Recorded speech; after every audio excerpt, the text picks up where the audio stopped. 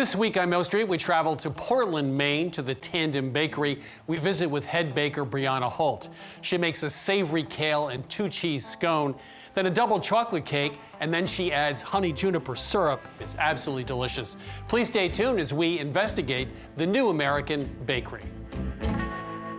Funding for this series was provided by the following. For 25 years, Consumer Cellular's goal has been to provide wireless service that helps people communicate and connect. We offer a variety of no-contract plans, and our U.S.-based customer service team can help find one that fits you. To learn more, visit consumercellular.tv.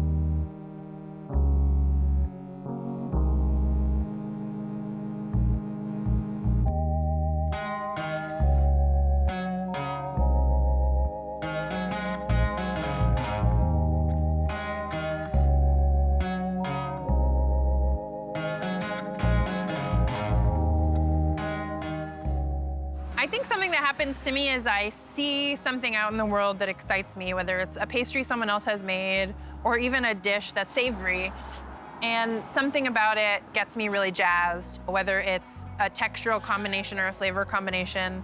And I will, spend a couple weeks kind of thinking like, how can I do that? Or how can I make that? Or how can I combine those things together also? I think sometimes it's really just about trying something and it might be terrible or it might work. I mean, chocolate and juniper don't make sense really, but to me, it's a really fun combination that can be a little playful, sort of gets me into this fantasy land of like a thick slab of chocolate juniper cake, wrapped in a cloth, like hiking through the woods. Sometimes things like that are all it takes to come up with like a fun combination of flavors. My grandmother, what big teeth you have. Exactly. Those kinds of, yes. Are you in the Yes, a huntress in the woods. Yes. Okay. Yes. In England, scones are nasty little biscuits, I think. Well, they're tiny. Oh my God. They are. They are. But here they're big. I think they serve a delicious purpose. I think a British scone is something more refined. It's made with cream. It's a little denser. You have it with tea. Here at Tandem. I don't think Queen Elizabeth gets a scone No. like this at 4 o'clock. No. Here at Tandem, it's crispy on the outside. It's tender and cakey on the inside. And you can get any number of combinations in there. I mean, we make savory ones. We make The one we're going to make today has got kale, and what else? Yeah, it's got kale. It's got really sharp cheddar in there, some pecorino for a little extra sharp cheese flavor, and some currants for that hit of sweetness. That kind of hinted at like a little bit of like an Italian meal shoved inside of a scone or something. I don't know, very Willy Wonka. You just took the English scone, Willy Wonka, and the Italians and put them all together? Am I allowed? I hope so. Yeah, well done. I always like to make sure that every aspect of what you're eating is gonna have like, some kind of dynamic that's exciting. And for me, topping this scone with a nutty roasted sunflower seed seemed like a really fun idea. It's one of my favorite snacks. So yeah, that's a really fun one.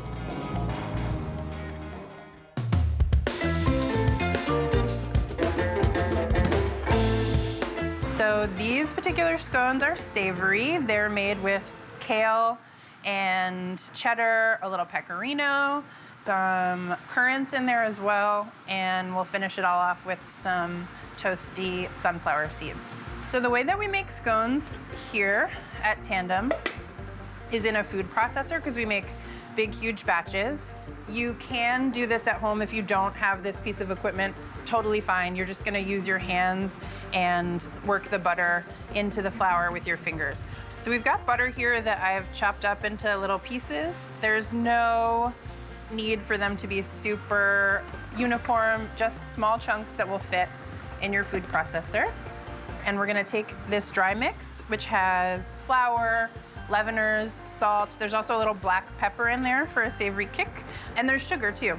It is a savory scone, but sugar, of course, has a lot of jobs to do in a pastry.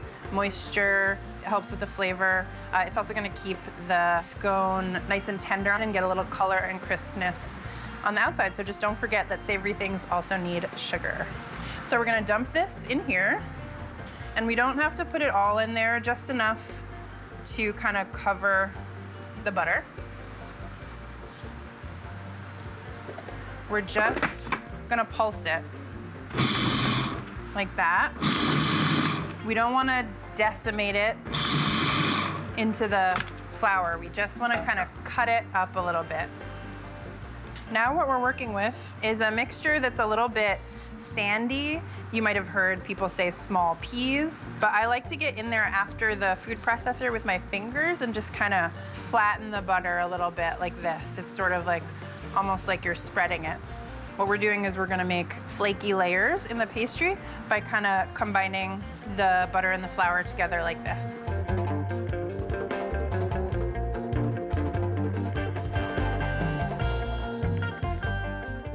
So now we have this kind of shaggy, sandy mixture, and we're gonna start adding our dinosaur kale. And I chopped it up really fine. I kind of like chiffonade, perhaps one might say.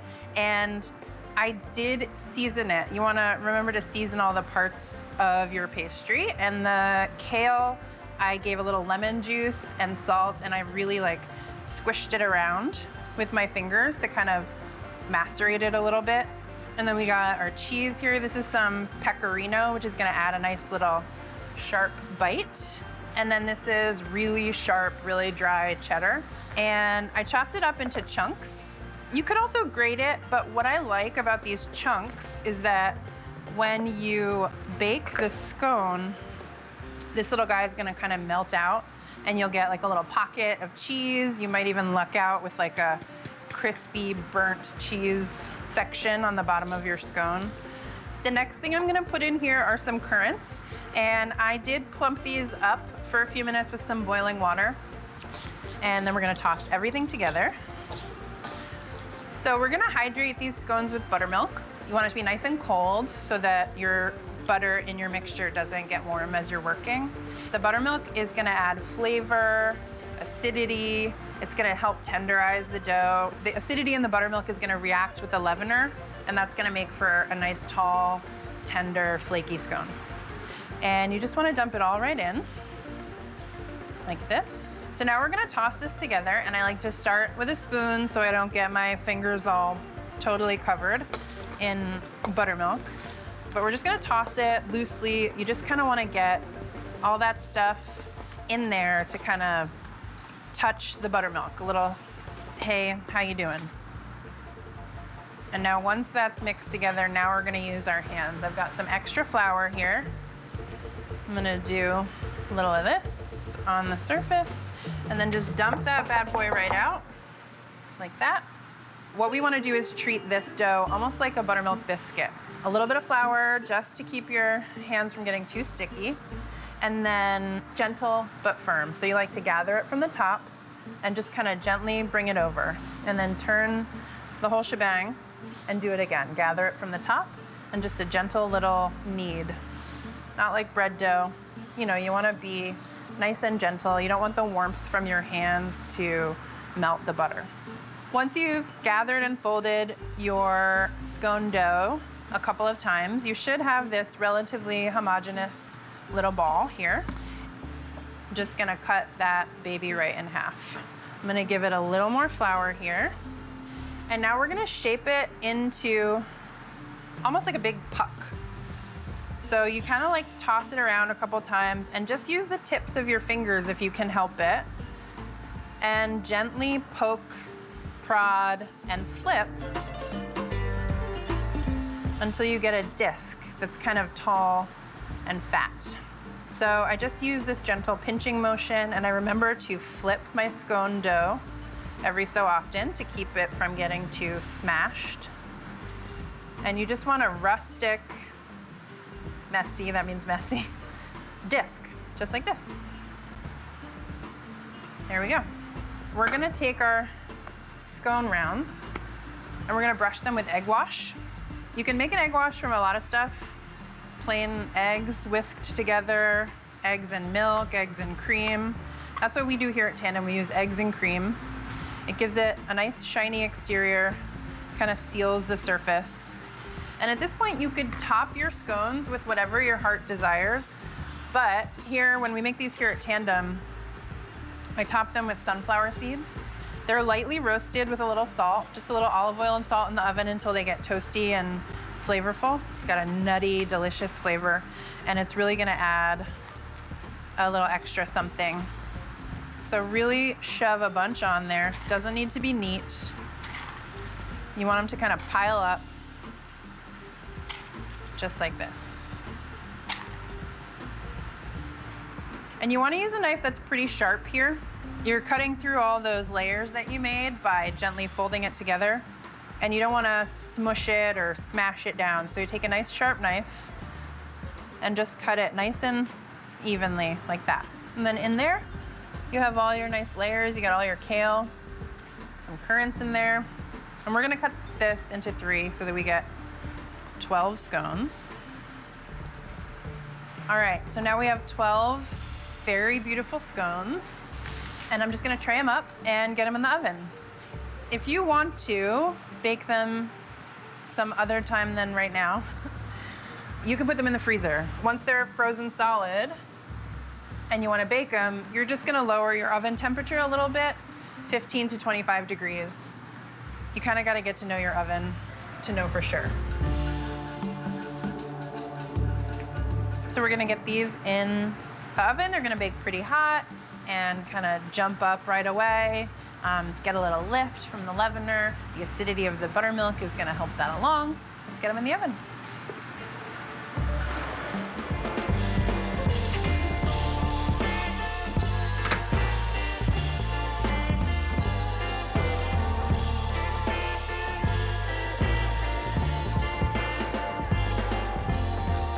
There we go.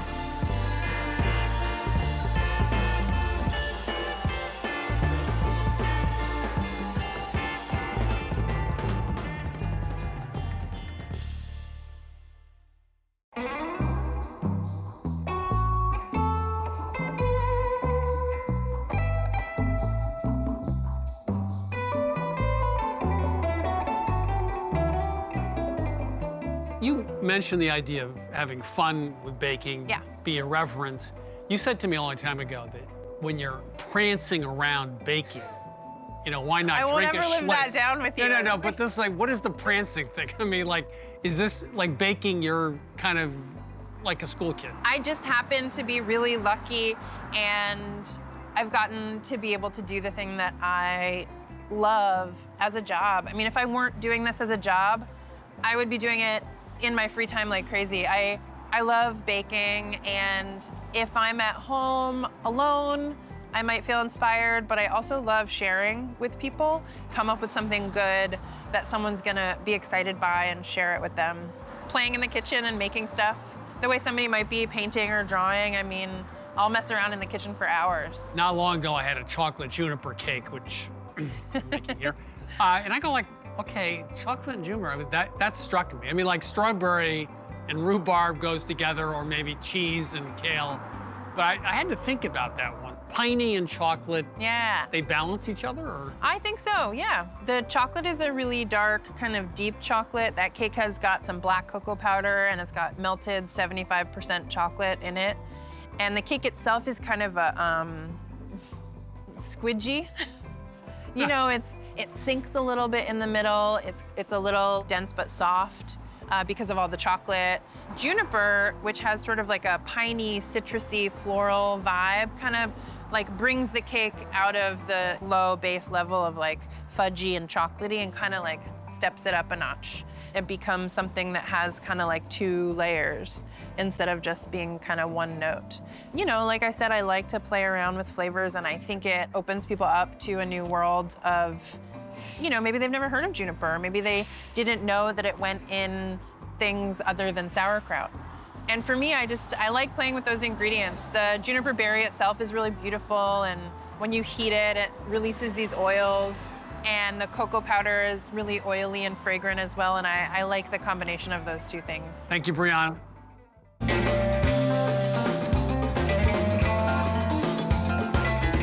So now we're gonna make a dark chocolate loaf cake made with black cocoa powder, which is a really heavily Dutched cocoa powder. If you've ever had an Oreo, it's that kind of flavor. Not as chocolatey as you might think when you think about eating a chocolate bar or like a slice of chocolate birthday cake, but a little more bitter, a little more grown up, a little more subtle. It's a really nice flavor. And it's also flavored with juniper berries. These, of course, are not real berries. They're more like a pine cone, sort of the seed of the juniper tree, most often used in sauerkraut or with a gamey meat. But here, I think it pairs really nicely with a bitter, dark chocolate flavor. The first thing we're gonna do is get the pan ready. That way you're done, you're all mixed, you don't have to stop. So we're gonna spray it really well so that nothing sticks. And then we're gonna line it with some parchment paper, just like this, on the bottom. And then spray it one more time. And then we'll set that aside, ready to go. So we're gonna start this cake by creaming some really nice butter. And then we're gonna put our sugar in. There's some white sugar, there's some brown sugar for a little extra moisture. It's gonna make a really good, really kind of fudgy pound cake. So we're gonna mix that for a minute. Really important is to remember to scrape, scrape, scrape. So turn it off, lift it up. The butter will cling to your paddle.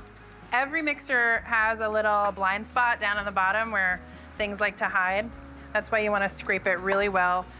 That way when you're done mixing, you don't have a sneaky pile of unmixed butter or eggs or something. So then we'll keep mixing, maybe for about 60 seconds. We just wanna cream that butter till it's a little bit aerated. It'll get a little bit lighter in color, but you don't wanna blast it. We're gonna add our eggs and vanilla. When you're baking and when you're buying your ingredients, just make sure that you're paying a lot of attention to the vanilla you're buying. It's an ingredient you might forget about, but there's a lot of unethical vanilla out there that's farmed badly. People aren't paid. They're in dangerous situations. It can be hard to do the research, but it's really worth it. It might be a little more expensive, but if you know that vanilla is coming from a farm where people are paid and treated safely, you'll feel a lot better about the whole thing. So we're just gonna dump these eggs in slowly, one at a time-ish, and let the mixer run. And then you wanna stop and scrape again. A lot of scraping involved in cake making.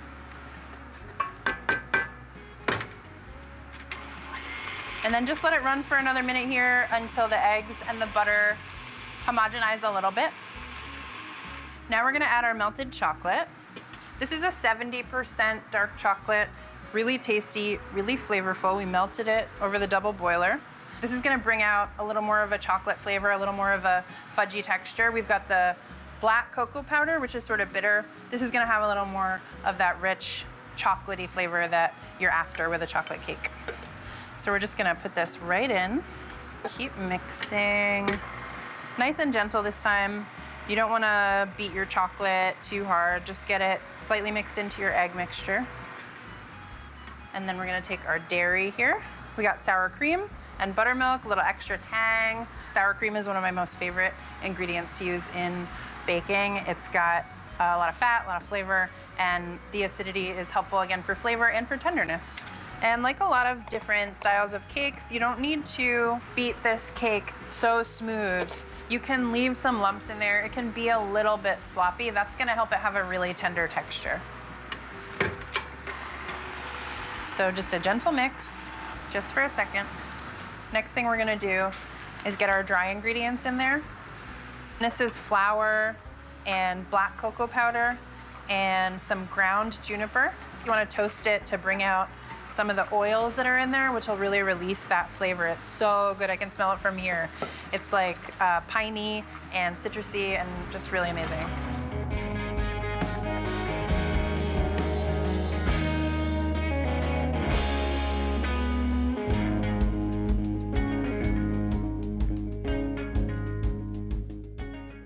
The next thing I'm gonna do is put some boiling water in this cake. That might sound wacky, but it's a trick I learned from sort of vintage cookbooks that might have ingredients we don't want to use anymore. But lots of fun tricks, sometimes called a hot water cake. It helps make a really soft and tender cake. However, it also is gonna bloom that black cocoa powder that we have in there. It's gonna release some of the fat and some of the oils that are inside of that cocoa powder and really bring out the flavor. So we'll just mix it. Let it incorporate. And I like to finish all my cake batters by hand. It really helps me not overmix, which is not something that you want to do with a cake. You almost want to undermix it. So we're just going to fold like this. So we've got this batter. It's a little sloppy, it's a little lumpy. That's okay, that's what we want. We don't want it super smooth or super homogenized. And now, since we were smart and we prepped our pan, we don't have to stop and do it. Next trick is a shimmy to spread it out and then drop it. You want to get the air out, you want to settle the batter into the pan, get it into all the edges. So it's a shimmy and a drop. We're gonna finish this cake off with some white sugar. This is gonna make a really tasty crust on the top. That's really all it does. It bakes up kind of crunchy, and then we're gonna soak the cake with the juniper syrup. It's just a really fun, really nice topping. Tastes good, looks really pretty. So just a nice even layer like this. And then I'm gonna put this loaf pan on a sheet tray. I like to do that at home. It helps bake the cake a little more evenly. My oven at home is really hot on the bottom, so anything I put in there gets blasted. Also, who knows, maybe you overfilled it, maybe your pan's too small, maybe you tripled the baking soda. All totally fine mistakes to make, but this way, if it kind of overflows, the bottom of your oven isn't trashed and you don't have to spend time cleaning it and being really mad at yourself. So I put a tray under there. And now we're just gonna get this in the oven.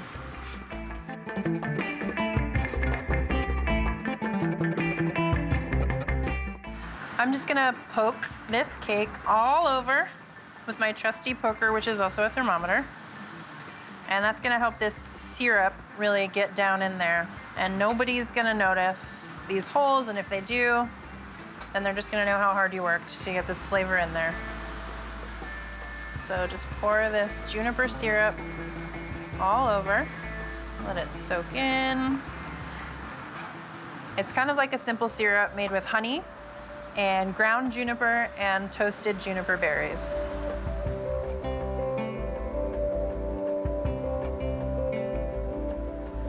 Here we go.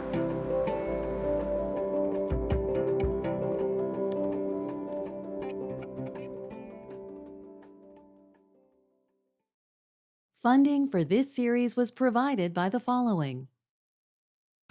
For 25 years, Consumer Cellular has been offering no-contract wireless plans designed to help people do more of what they like. Our U.S.-based customer service team can help find a plan that fits you. To learn more, visit consumercellular.tv.